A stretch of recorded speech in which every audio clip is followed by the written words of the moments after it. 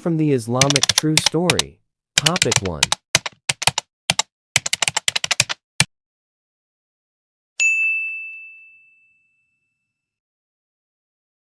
In haste, the wife of Alqamah approached the Prophet Muhammad. She reported that her husband was seriously ill. Alqamah has been unwell for several days, without improvement. I feel sorry for my husband, O Messenger of Allah, wailed the woman. Hearing his complaint, Prophet Muhammad felt sad. His Majesty then sent his friends Bilal, Shu'aib bin Ammar to visit Alqamah.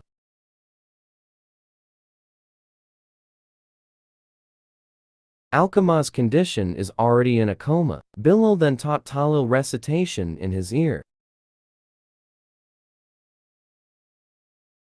Strangely, Alqamah's mouth was tightly closed. Repeatedly tried, the mouth did not want to open even a little.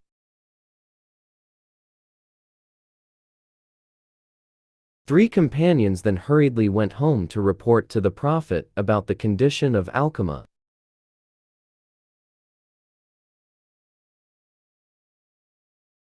Have you tried blowing in his ear? The Prophet asked. Yes, Prophet, but his mouth remains tightly closed, they replied. Let me come there alone, the words of the Prophet. When seeing Alqamah lying on his bed, the Prophet asked Alqamah's wife, "Are his parents alive?" Inquired the Prophet. Yes, Messenger of Allah, but only his elderly mother remains, replied his wife.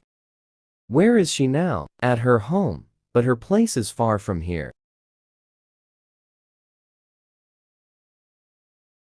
Without much talk, the Prophet then invited his companion to meet Alqamah's mother to inform her about her son, who was in a critical condition.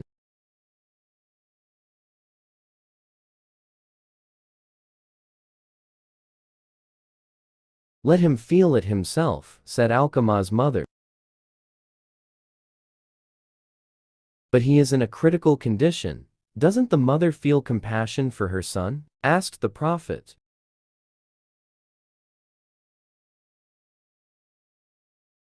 He committed a sin against me, was her brief response. Yes, but forgive him. It is only appropriate for a mother to forgive her child's sins, persuaded the Prophet.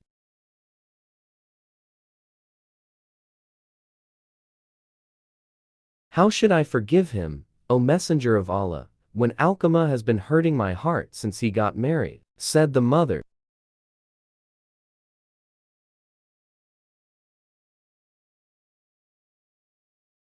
If you do not want to forgive him, Alqamah will not be able to utter the Shahada, and he will die as an unbeliever, said the Prophet.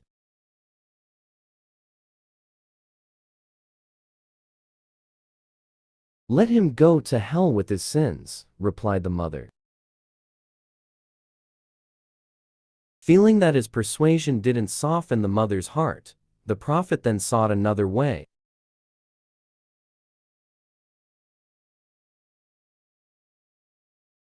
To his companion Bilal, the Prophet said, O Bilal, gather as much firewood as possible, commanded the Prophet.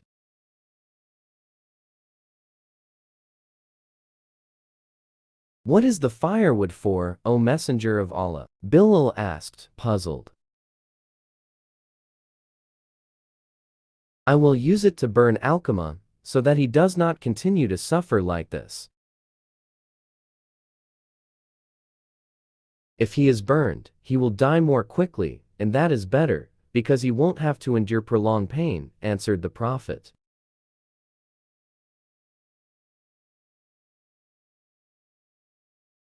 Hearing the Prophet's words, Alqamah's mother was startled. Her heart softened at the thought of her son being burned alive.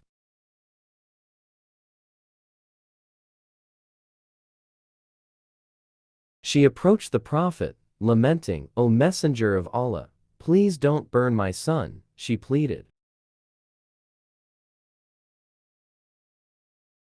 "I forgive him," she said again. Now, the heart of the Prophet is relieved for having softened the heart of a mother who held resentment against her son.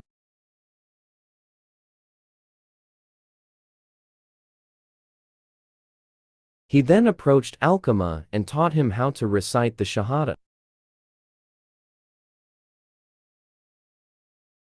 Unlike before, now Alqamah's mouth moved as he pronounced the Shahada as taught by the Prophet. His soul was at peace, as his sins had been forgiven by his own mother. Alqamah then breathed his last, eloquently uttering the Shahada. He passed away in a state of husnul khatima, good ending. Indeed, paradise lies beneath the feet of mothers.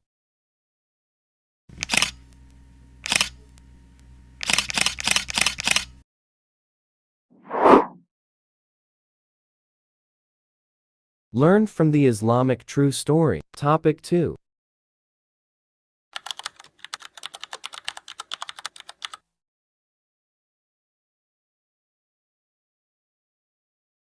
In ancient times, there was a king who had a sorcerer. When the sorcerer had grown old, he said to the king, "O king, I have aged. Therefore, send me a child to learn the art of magic, so that they may later replace me when I pass away."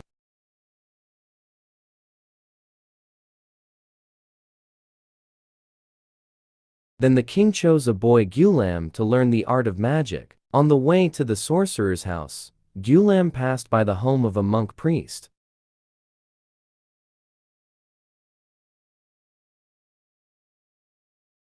Ghulam was intrigued by the monk, so he sat down to listen to the teachings of the monk and felt satisfied. Because he was always late for lessons with the sorcerer, he was beaten. He then complained to the monk, and the monk said, "If you are beaten by the sorcerer again, tell him that you are still commanded by your mother.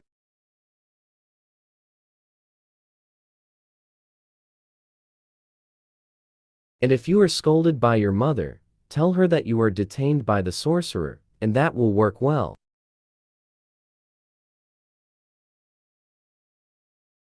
One day on the highway, there was a very large snake, causing panic among the people. Ghulam stepped forward, saying, "Today, I will find out whose teachings are truer, the sorcerers or the monks." He took a stone and threw it at the snake, saying,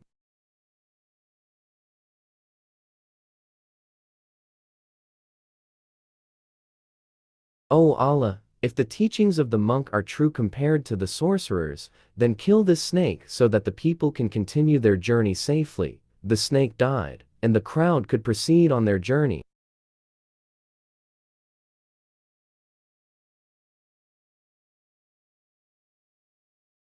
He told this to the monk, and the monk said, "O my child, now, you are more powerful than me, and you will face a very tough test. If that happens, never mention my name."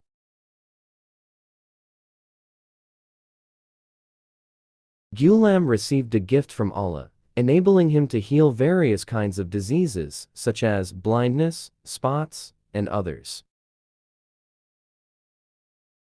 One of the king's blind and deaf friends had tried various treatments, but still hadn't recovered. Then, he came to Ghulam bringing many gifts, saying,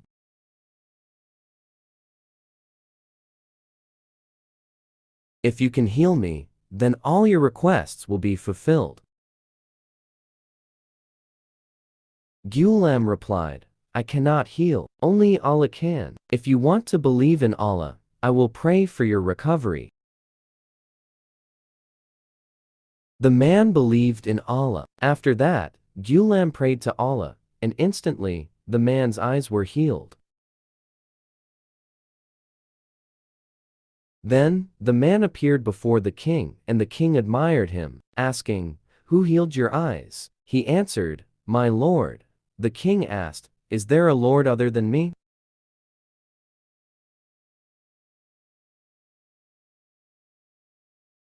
He answered, "My lord, and your lord is Allah." The king pressured him to abandon his belief in Allah, but he refused. The king then tortured him relentlessly until he revealed that Ghulam was the one who healed his eyes.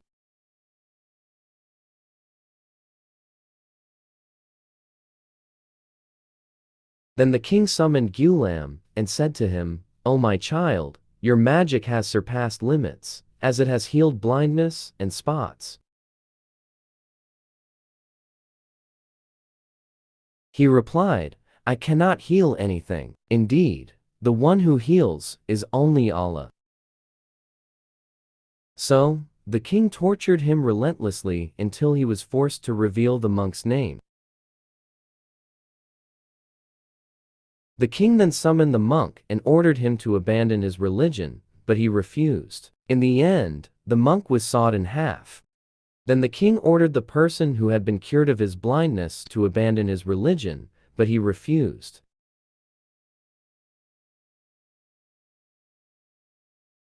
In the end, he too was sawed in half, like the monk.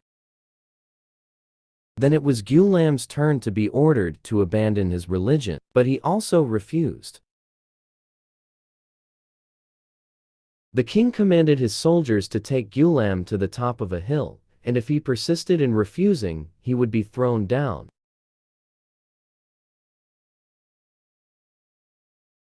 Then they set off, and when they reached the top of the hill, Ghulam prayed, "O Allah, protect me from the wrongdoing of these people." Suddenly, the hill shook, and the soldiers fell from the top, resulting in their death.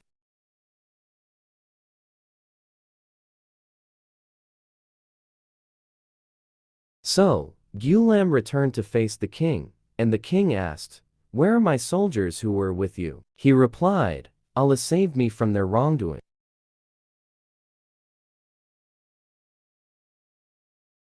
Then the king ordered some other soldiers to take Ghulam to the middle of the sea, and if he still refused, to throw him into the sea.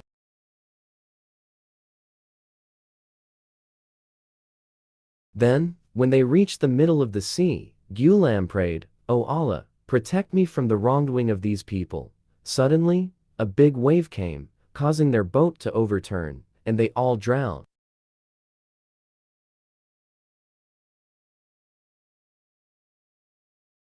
Then Ghulam returned to face the king, and he was asked, "Where are the soldiers who took you?"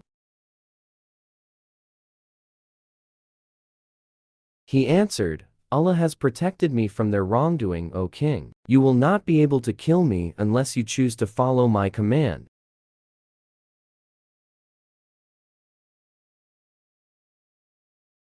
Then the king asked, "What is your command?" He replied, "Gather all the people in the open field, then crucify me on a pole, and take my arrow. Then shoot me, while saying, 'In the name of Allah, the Lord of Ghulam.' If you do this, you will be able to kill me." So, the king quickly gathered all the people in the open field, then he crucified Ghulam on a pole. Then he shot Ghulam with an arrow while reciting the name of Allah, the Lord of Ghulam. The arrow hit Ghulam's temple, causing blood to spurt, then he placed his hands on the wound until he died. The people who witnessed the incident simultaneously exclaimed, "We believe in Ghulam's Lord," so the belief in Allah spreads to all layers of the population.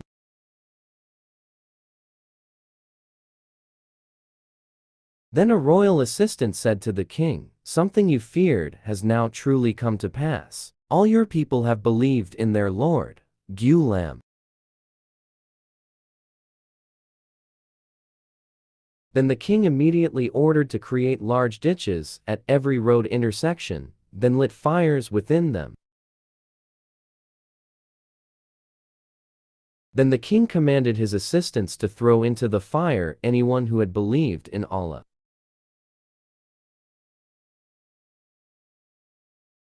Among the believers who were burned, there was a mother supporting her baby. When she was rejected from entering the fire, she hesitated because she couldn't bear to see her baby burned as well.